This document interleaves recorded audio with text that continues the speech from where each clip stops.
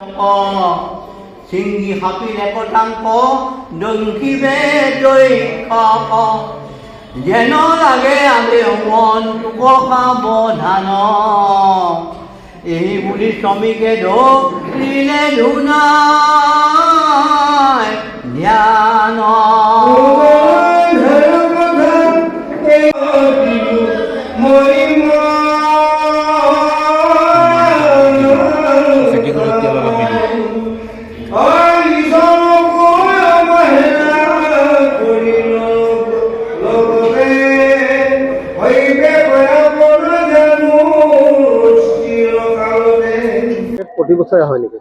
আমাৰ এটা প্ৰত্যেক বছৰে হয়। আজি প্ৰত্যেকটো নামঘৰত আমাৰ 4টা নামঘৰ আছে এই অঞ্চলত। তো 4টা নামঘৰ প্ৰত্যেক বছৰে মহা ভাগৱত পাঠ 7 দিনীয়া অখণ্ড ভাগৱত পাঠ আমাৰ আয়োজন হয়। তো এইবাৰ আমাৰ এই নামঘৰত আমি আয়োজন কৰিছোঁ সকলোৱে লগ হৈ আমাৰ 4টা নামঘৰৰ সকলো ভক্তপ্ৰাণ লগ হৈ আয়োজন কৰা হৈছে।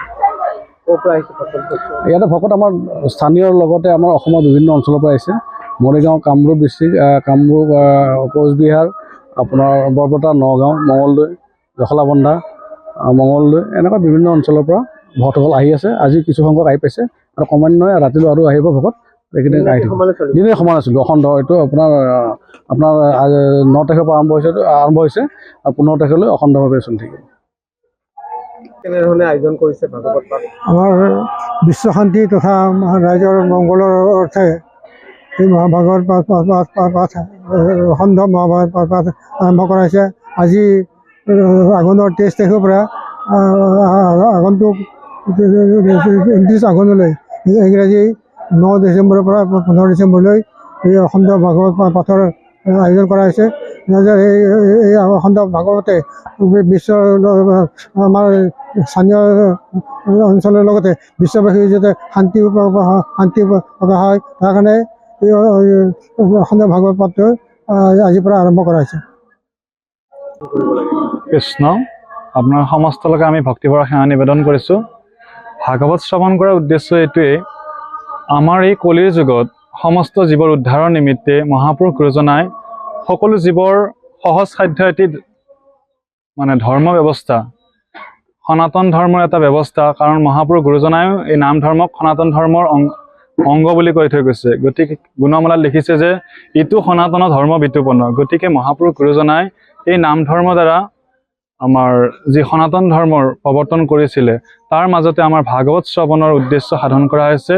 ভাগৱত শ্ৰৱণ কৰিবলৈ আমাৰ সকলো মনুষ্যৰ কাৰণে, বিশেষকৈ কলিৰ যুগত যিসকলে মনুষ্য হিচাপে জন্মগ্ৰহণ কৰিছে তেওঁসকলক পুণ্যৱান বুলি কৈছে আৰু লগতে কলিৰ যুগটোক শ্ৰেষ্ঠ যুগ বুলি কৈছে, যাতে এই কলিৰ যুগত সকলো লোকে সাহস সাধ্যভাৱে ঈশ্বৰৰ নাম শ্ৰৱণ কীৰ্তন কৰিয়েই মুক্তি সুখ পাব পাৰে। দ্বিতীয়তে কলিৰ যুগত মানুহবিলাকৰ কি হয়, বিভিন্ন মলমতি হয় বুলি কৈছে শাস্ত্ৰই। গতিকে এই কলিৰ যুগত মলমতি মনুষ্যৰ বাবে ঈশ্বৰ সাধনৰ একমাত্ৰ ব্যৱস্থা হৰিনাম শ্ৰৱণ কীৰ্তনৰ ব্যৱস্থা ৰাখিছে, গুৰুজনাই ৰাখিছে। গতিকে শাস্ত্ৰও ইয়াকে সিদ্ধান্ত দিছে যে কলিৰ যুগত শ্ৰেষ্ঠ ধৰ্ম হৈছে ৰাম নাম।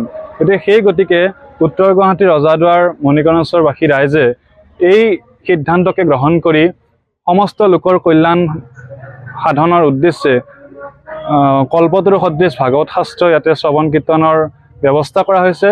লগতে মহাপুৰুষ গুৰুজনাই নামঘোষাত লিখিছে যে নহু জানা আমি 4 জাতি, 4 আশ্ৰমী নহু আতি, নহু ধৰ্মশীল দান ব্ৰত তীৰ্থগামী, কিন্তু পূৰ্ণানন্দ সমুদ্ৰৰ কৃষ্ণ গোপী ভৰ্তা কৃষ্ণ কমলৰ দাসৰ দাস টান দাস হৈলো আমি।